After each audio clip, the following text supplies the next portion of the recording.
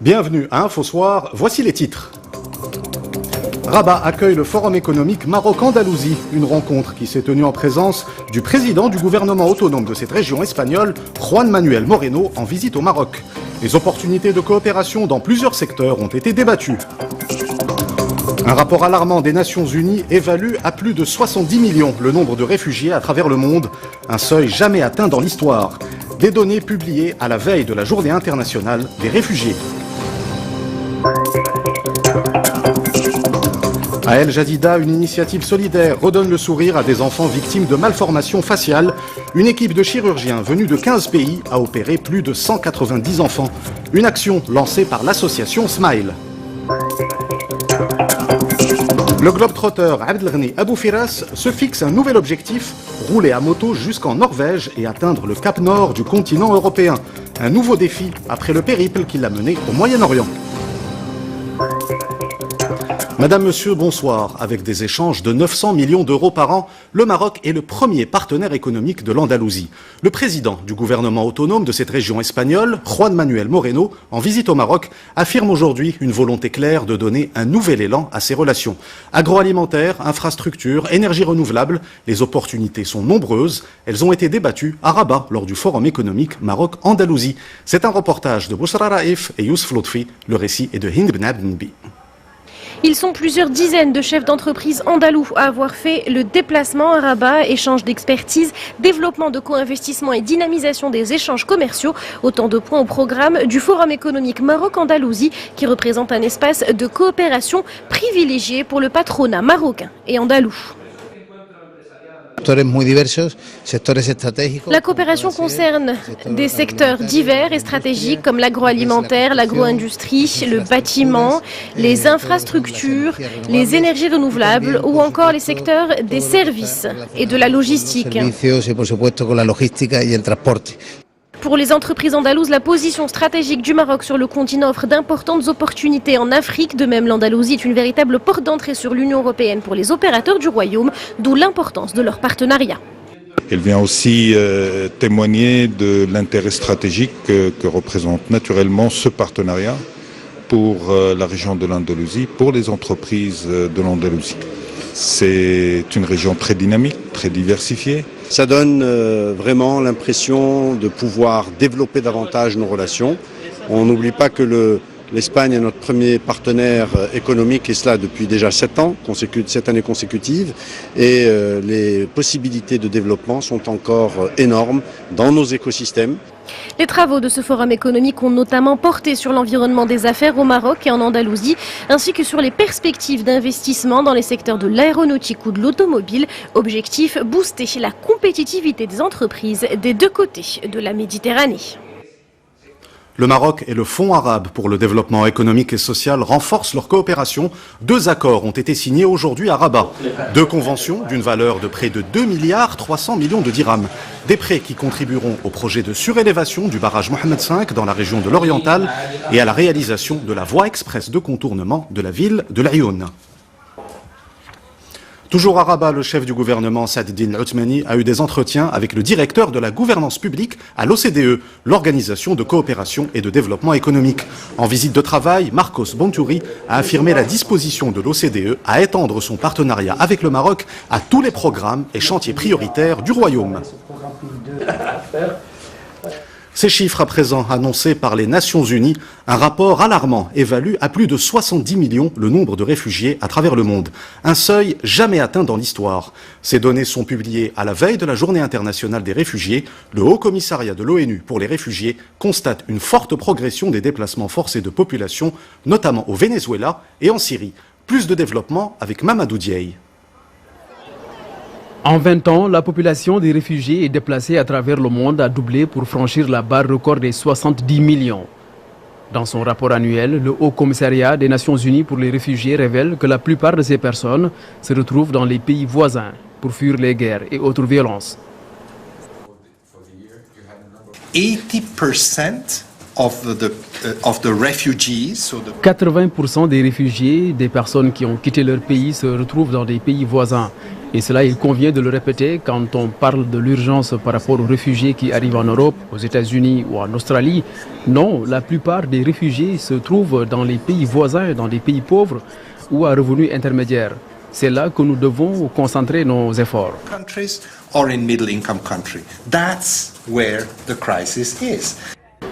Ce chiffre record ne prend pas en compte la situation de l'exode au Venezuela dans sa globalité, précise le HCR. Le rapport de l'agence souligne que quelques 4 millions de Vénézuéliens ont fui leur pays en raison de la situation politique et économique. Pour la seule année 2018, le nombre de réfugiés avoisine les 14 millions de personnes, soit 2,3 millions de plus par rapport à l'année 2017. Le Mali, de nouveau endeuillé, une attaque menée par un groupe armé a fait 38 morts hier soir dans le centre du pays. La tuerie a été perpétrée dans des villages d'Ogon. L'attaque renforce la crainte des autorités maliennes de voir le pays plonger dans des affrontements intercommunautaires, notamment entre les Dogons et les Peuls. Et pour parler de la situation au Mali, nous recevons le professeur Khalid Chegraoui. Monsieur Chegraoui, bonsoir. Bonsoir. Des affrontements communautaires entre les ethnies Dogon et Peul, mais aussi des embuscades visant l'armée malienne, comme hier dans le nord du pays. Comment expliquer cette dégradation sécuritaire que vit actuellement le Mali ? Effectivement, il y a une spirale de la violence qui sévit au sein du territoire malien. Aujourd'hui, on n'est plus seulement dans des zones bien limitées, principalement le nord. Aujourd'hui, le centre, presque tout le territoire malien est sujet à ce genre de violence, qu'elle soit violence communautaire ou violence djihadiste contre les représentants de l'État. Et on voit très très bien aujourd'hui qu'il y a un problème sérieux entre plusieurs communautés, principalement la communauté Dogon et la communauté Peul. Il y avait auparavant, et ça existe toujours, un problème aussi entre la communauté Peul et les différentes communautés Touareg, mais de là à aller vers un problème interethnique, je pense qu'il y a beaucoup d'amalgames et qu'il y a beaucoup de raccourcis historiques. Certes, il y a des contradictions entre ces communautés, pour ne pas dire qu'il y ait des conflits ethniques, il y a aussi des synergies parfois. Le problème aujourd'hui, c'est qu'avec l'absence de l'État, avec l'absence des fonctions régaliennes, avec une absence effectivement de l'autorité, avec une absence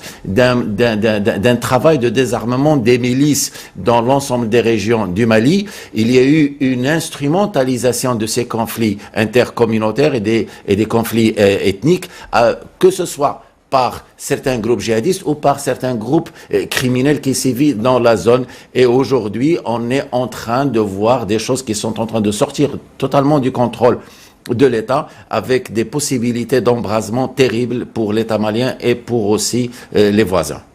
Justement, ce qui se passe actuellement au Mali peut-il avoir des répercussions sur la situation sécuritaire au Sahel, mais aussi à travers l'ensemble de l'Afrique de l'Ouest ? Déjà, il faut dire qu'on n'est plus seulement dans un territoire limité, lequel était le Mali. Il y a eu des attentats au Mali, il y a eu des attentats au Burkina, même dernièrement au Bénin, des actes de violence aussi, que ce soit au Niger et partout dans l'Afrique de l'Ouest. En fait, aujourd'hui, tout le Sahel-Sahara, toute l'Afrique de l'Ouest, elle est touchée par ces violences. Ce qu'on remarque aujourd'hui, c'est que malgré tout ce qui s'y passe en termes de positionnement, de politique, de contre-terrorisme, de contre-violence, il n'y a pas véritablement de collaboration réelle entre les États en place. D'ailleurs, même quand il y a un semblant de coopération, il y a toujours des manques de moyens, manque de synergie, avec des contradictions d'agenda.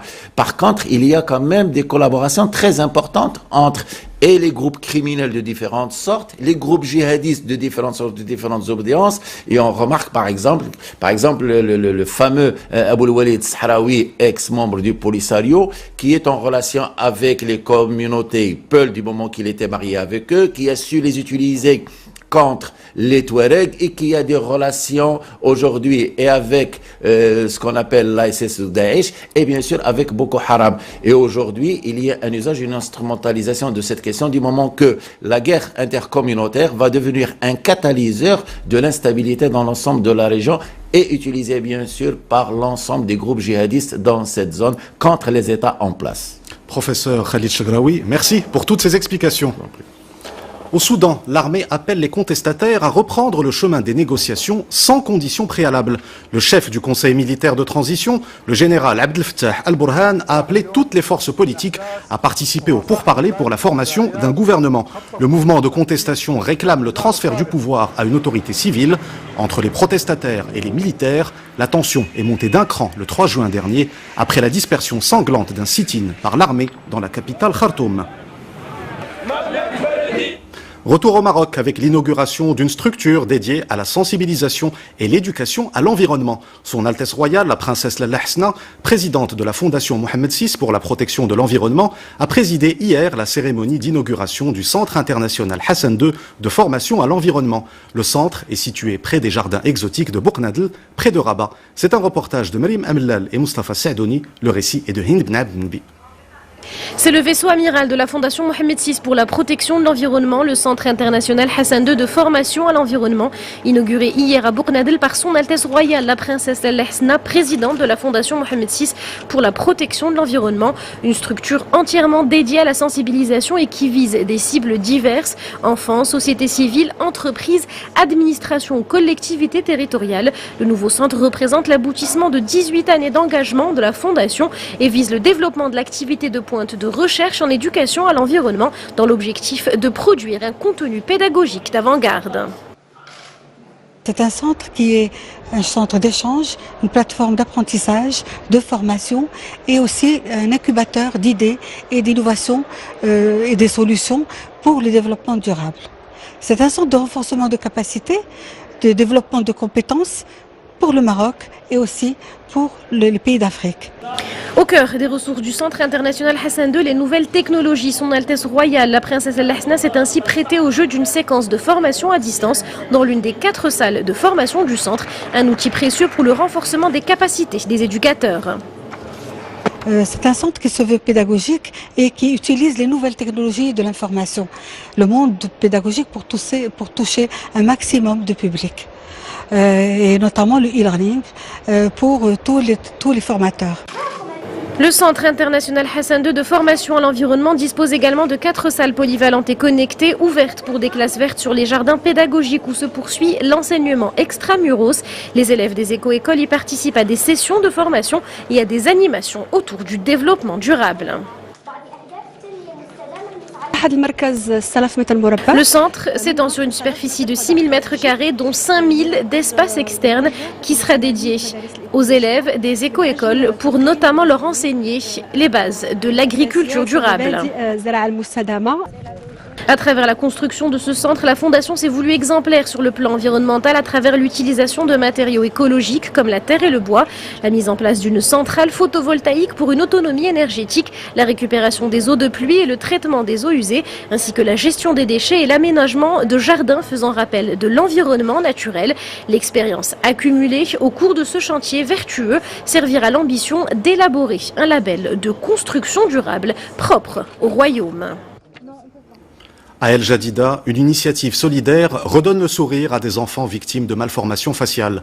Une équipe de chirurgiens venus de 15 pays a opéré plus de 190 enfants.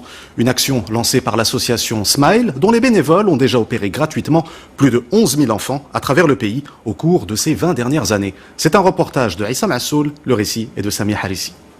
Nous sommes à l'hôpital Mohamed V El Jadida où ces mamans peuvent enfin souffler. L'opération chirurgicale de leur bébé est réussie. Au total, 191 enfants âgés de 6 mois à 14 ans, nés avec une malformation de la fente labiale et palatine, profitent de cette campagne. Depuis la naissance de mon fils, voir cette fente me faisait perdre chaque jour un petit peu plus espoir. Mais Dieu merci, j'ai entendu parler de l'opération Smile.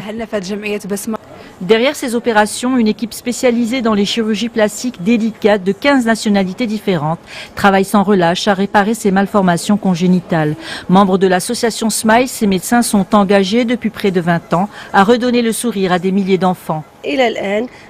À ce jour, ce sont près de 11 400 enfants qui ont profité de nos opérations. S'y ajouteront les 191 patients de cette édition pour atteindre un total de 11 591 opérations. Après le Jadida, ce sera au tour d'Agadir d'accueillir les chirurgiens de l'association Smile en novembre prochain. Des médecins qui semblent avoir mis en application cet adage qui dit que personne n'est assez riche pour se passer d'un sourire. Toujours dans le domaine de la santé, cette inauguration à Assazag de la première phase du projet d'aménagement de l'hôpital provincial. Une première phase qui comprend notamment un centre d'hémodialyse et un service de pédiatrie. Lancé dans le cadre du programme de développement de la région Goulmim-Ouadnoun, le projet prévoit également l'aménagement des services des urgences et de gynécologie. Accident de la route mortel dans la région de Ben Slimane. 4 personnes ont été tuées suite à la collision entre 2 véhicules. L'accident a eu lieu sur la route provinciale reliant Ben Slimane à la commune de Sidi Btash. Et à l'approche de la période des vacances, la prudence est de mise sur les routes. Parmi les moyens de prévention des accidents, le contrôle technique permet de s'assurer de l'état de la voiture, une démarche indispensable avant tout voyage. C'est un reportage à Oujda de Oussama Ofrir et Younes Nasseri. Le récit est de Mamadou Diaye. Au-delà de son caractère obligatoire, le contrôle technique constitue avant tout un moyen de prévention des risques d'accident de la circulation. C'est donc un préalable face au potentiel danger, comme pour dire « mieux vaut prévenir que guérir ». Avant de prendre la route, il faut s'assurer de l'état de la voiture, vérifier les freins et tout le reste. Cela contribue à réduire les accidents de la route.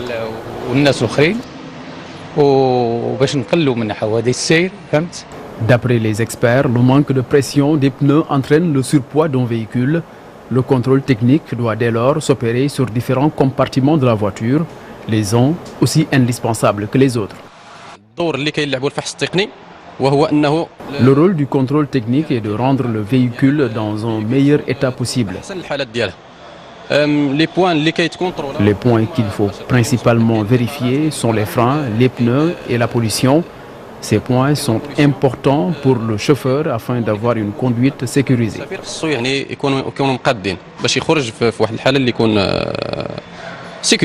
Les statistiques de ce début d'année 2019 présentent une hausse de 10% du nombre de morts liés aux accidents de la circulation. Cela représente 96 décès de plus que l'année dernière. Face à l'ampleur du phénomène, l'autorité en charge du transport a mis en place un plan d'urgence pour renverser la tendance. Un plan dans lequel le contrôle routier et technique constitue l'un des axes stratégiques. Le globetrotter Abdelghani Abou Firas préfère quant à lui voyager à 2 roues. Ce passionné de moto a réalisé son rêve, un périple qui l'a mené du Maroc à la péninsule arabique en passant par les pays du sud de l'Europe. Ce Marrakchi de 60 ans se fixe aujourd'hui un nouvel objectif, rouler jusqu'en Norvège et atteindre le cap nord du continent européen. C'est un reportage de Lahsen Houbban et Adil Bouskri. Le récit est de Hind Ben Abdenbi. Amoureux des longs courriers, passionné de moto et véritable aventurier, Abdelghani Abou Firas est un authentique globe-trotter. Âgé de 60 ans, il vient de parcourir 3 continents et de traverser 10 pays en un seul mois lors de son dernier voyage. Une aventure inédite immortalisée par des images et des vidéos visionnées en famille lors de son retour. Ses premiers admirateurs sont ses enfants, ébahis par son exploit. J'ai voyagé en moto pour effectuer la Umrah tout en portant l'ihram. C'était une première et grâce à Dieu, c'était réussi. Je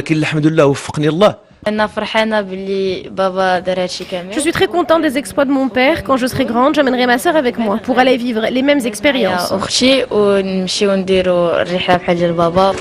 À peine de retour d'un périple au Proche et Moyen-Orient, Abdelghani prépare déjà sa deuxième vie européenne après un premier voyage en Russie. Il se dirigera cette fois-ci vers le pôle Nord, seul comme à son habitude. L'occasion pour lui de découvrir d'autres cultures, mais surtout de prôner la paix et de représenter le royaume. Le but de ce raid solitaire vers le pôle Nord, c'est d'abord de relever un défi inédit, mais le plus important pour moi, c'est de porter un message de paix et de hisser le drapeau du Maroc. Après les dunes de sable et la chaleur ardente, Abdelghani sera confronté au froid polaire. Ce natif de Marrakech entamera sa prochaine aventure depuis la ville ocre pour emprunter un long trajet à destination du nord de la Norvège. Adepte des longues distances, il devra traverser pas moins de 9 pays en moto. La Fondation des 3 cultures de la Méditerranée a tenu à Rabat son conseil d'administration. La promotion des valeurs de dialogue, de paix et de coexistence dans l'espace méditerranéen est l'objectif de la Fondation. À cette occasion, André Azoulay, conseiller de Sa Majesté le Roi et président du conseil de la Fondation, a rappelé que le Maroc a toujours opté pour la coexistence et l'ouverture sur l'autre, contre toute exclusion ou violence. Casablanca se prépare à accueillir la 14e édition du festival Jazzablanca, prévu du 2 au 7 juillet prochain. Près de 60 concerts sont prévus cette année, avec une programmation diversifiée et de grands noms du jazz, du funk ou du rock. Je vous propose d'écouter à ce sujet Moulay Ahmed Alami, directeur du festival Jazzablanca. Cette année, au-delà des nouveautés, où on aura une nouvelle scène électronique, à l'hippodrome, on a la scène publique gratuite, la scène BMCI qui durera au lieu de 3 jours, ça passera à 6 jours. Et donc on vous prépare plus de 58 concerts répartis donc sur 5 scènes. Cette année, on va proposer plus de choses gratuites, donc des ateliers pour enfants sur inscription, des masterclass pour musiciens, donc on en a 2 cette année. On a vraiment une programmation inédite qui est très éclectique. On passe du jazz au calypso en passant par la pop, l'électro. On est vraiment passé d'un festival de jazz à un festival de jazz et de musique actuelle. À Fès, le festival des musiques sacrées se poursuit. Tour d'horizon ce soir, des scènes mythiques du festival. L'événement compte une demi-douzaine d'espaces où se rencontrent les différentes cultures, comme Jnantsbil et Bab Boujloud. C'est un reportage de Mohamed Isra et Soumia Douheimi. Le récit est de Samia Harissi. La musique aux racines séculaires et aux accents celtiques de l'ensemble français Canticum Novum s'est nourrie des cultures de tout le bassin méditerranéen et de l'Europe centrale, des rythmes enchanteurs qui ont eu pour écrin hier soir l'espace non moins antique de Jnantsbil, une des scènes les plus appréciées par les festivaliers.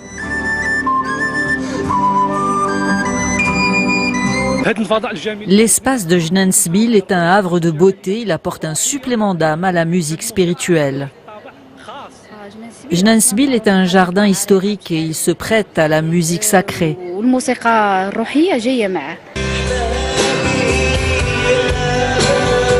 Cap sur la scène Bab Boujloud, où se produisent tous les ans des jeunes artistes marocains prometteurs, comme Nassan Megri, digne héritier de la célèbre fratrie du même nom. Que du bonheur pour le public.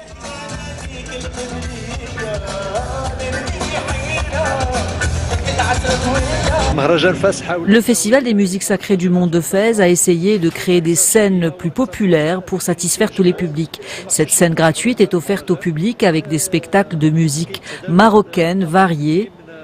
Nous essayons de plaire à tous en invitant un certain nombre d'artistes marocains.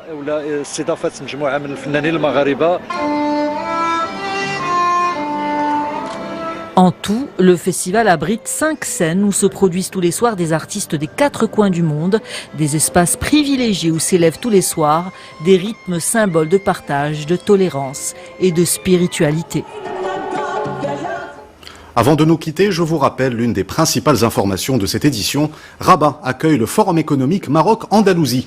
Une rencontre qui s'est tenue en présence du président du gouvernement autonome de cette région espagnole, Juan Manuel Moreno, en visite au Maroc. Les opportunités de coopération dans plusieurs secteurs ont été débattues.